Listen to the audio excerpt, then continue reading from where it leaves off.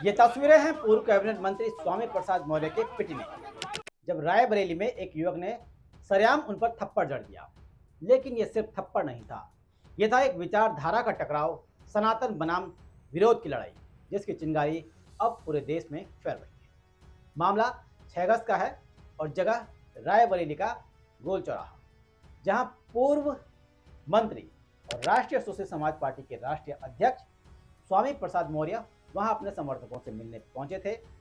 फूल मालाओं से जब उनका स्वागत हो रहा था, तभी भीड़ में से एक युवक माला लेकर आगे आया और जैसे ही उन्होंने स्वामी प्रसाद मौर्य को माला पहनाई, अचानक एक जोरदार थप्पड़ उन पर जड़ दिया। घटना से आसपास के लोग सन्न हो गए और कार्यकर्ता भी बौखला गए। थप्पड़ मारने वाला युवक मौके पर ही भीड़ के हत्थे चढ़ गया, वो भाग नहीं पाया और फिर जो हुआ वो आप इन तस्वीरों में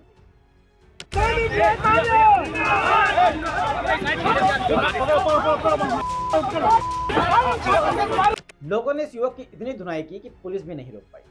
लोगों ने युवक को लहूलुहान कर दिया और बाद में फिर पुलिस ने जैसे तैसे इस युवक को बचाया। इस हमले में 2 नाम सामने आए हैं, पहला रोहित द्विवेदी और दूसरा शिवम यादव। दोनों युवकों को मौके से ही गिरफ्तार कर लिया गया। रोहित ने बताया कि स्वामी प्रसाद मौर्य सनातन धर्म का लगातार अपमान करते हैं, ब्राह्मणों को गाली देते हैं और राम को अपमानित करते हैं, इसीलिए उनको थप्पड़ मारा। उन्होंने हमारे ब्राह्मण भगवान को गाली दी, गाली गलौज की, कई बार उन्होंने राम का विरोध किया। रोहित ने खुद को करणी सेना का सदस्य भी बताया। हालांकि पुलिस ने करणी सेना से उसके किसी भी लिंक से इनकार किया है। उधर सूत्रों की माने तो खबर यह आ रही है कि रोहित द्विवेदी मौर्य के एक पुराने राजनीतिक विरोधी नेता के संपर्क में था, जो अब बीजेपी में है। रोहित रायबरेली के डीह थाना क्षेत्र के कोरापुर गांव का निवासी है, जबकि शिवम यादव आरी गांव से। खैर, ये तो पूरी घटना थी, लेकिन जैसे ही थप्पड़ कांड का वीडियो वायरल हुआ तो सोशल मीडिया 2 हिस्सों में बंट गया। एक तरफ वो लोग थे जो कह रहे थे ये हिंसा गलत है, विचारों से लड़ो, हाथ से नहीं।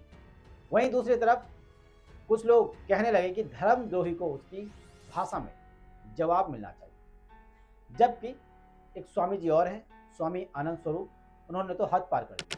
उन्होंने रोहित द्विवेदी को 51,000 रुपए का इनाम देने की घोषणा की और कहा कि थप्पड़ का मजा सिर्फ थप्पड़ की सजा। इस घटना के बाद सियासत भी गर्म हो गई है।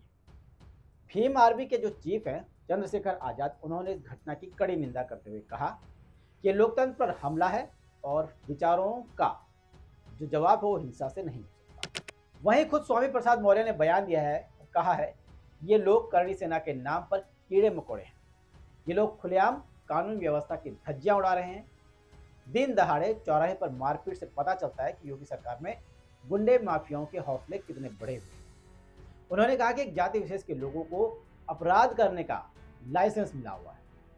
प्रदेश में जंगल राज फैला हुआ है। जब पुलिस की मौजूदगी में अपराधियों के हौसले इतने बुलंद हैं तो अकेले में ये क्या करते हो।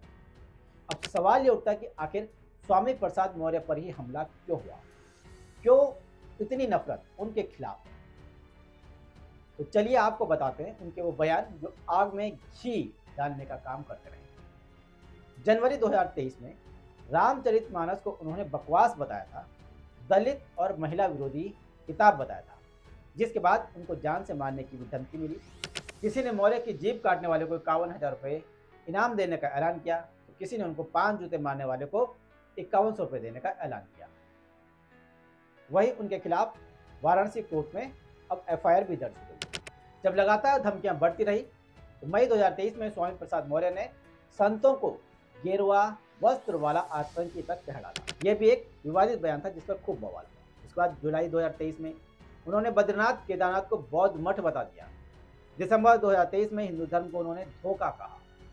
जुलाई 2025 में उन्होंने कांवड़ियों को अराजक तत्व कहा और सत्ता संरक्षित गुंडे बताया। और उनके हर बार के दिए बयान के बाद जोरदार विरोध हुए, जोरदार प्रदर्शन हुए और रामचरितमानस वाले मुद्दे पर तो उन पर एफआईआर तक दर्ज हुई। ये पहली बार नहीं है जब स्वामी प्रसाद मौर्य पर हमला हुआ। 2 साल पहले लखनऊ में भी एक युवक ने उन पर जूता फेंका था। वो वकील की ड्रेस में आया था, पास तक पहुंचा और उसने हमला कर दिया। तब भी भीड़ ने उसकी पिटाई की और पुलिस को बीच में आना पड़ा। ऐसा लगता है कि मौर्य के खिलाफ गुस्सा अब सर पर चढ़ चुका है। फिलहाल इस मामले में पुलिस ने दोनों युवकों को हिरासत में लेकर मुकदमा दर्ज कर लिया है। अब देखना यह कि कार्रवाई होती है या फिर राजनीति की चक्की में ये भी इसी तरह पीस दिए जाते हैं। इस घटना ने कई सवाल खड़े किए। जब पुलिस मौजूद थी तो हमला कैसे हुआ? क्या यह सोची समझी साजिश थी या भावनात्मक प्रतिक्रिया? क्या धर्म की आड़ में हिंसा अब जायज हो गया है? यह सबसे बड़ा सवाल है। क्या नेताओं को अब भी अपनी भाषा पर लगाम लगानी चाहिए? क्या अब थप्पड़ मारना धर्म रक्षा कहलाएगा? बहुत सारे सवाल इस तरह से खड़े होते हैं। हिंसा अगर सामान्य बन गई तो अगला नंबर किसका होगा कोई नहीं जानता, और फिर जिसको जो बात पसंद नहीं आएगी उसका जवाब बातों से नहीं लातों से देगा। और ये अगर परंपरा बन गई तो ये देश के लिए भी बहुत नुकसानदायक है, समाज के लिए भी नुकसानदायक है और हम सब के लिए भी नुकसानदायक है। इससे अपराध बढ़ेंगे और समाज में हिंसात्मक प्रतिक्रिया भी लगातार बढ़ती रहेगी। चलिए, आपको क्या लगता है? क्या रोहित द्विवेदी का कदम सही था या लोकतंत्र में ऐसी हिंसा के लिए कोई जगह नहीं होनी चाहिए? कमेंट कर अपनी राय जरूर दें। वीडियो को लाइक और शेयर करें और हमारे चैनल को सब्सक्राइब करें ताकि आप तक हर बड़ी खबर सबसे पहले पहुंचे। मिलते हैं अगली रिपोर्ट में, तब तक के लिए जय हिंद, जय संविधान।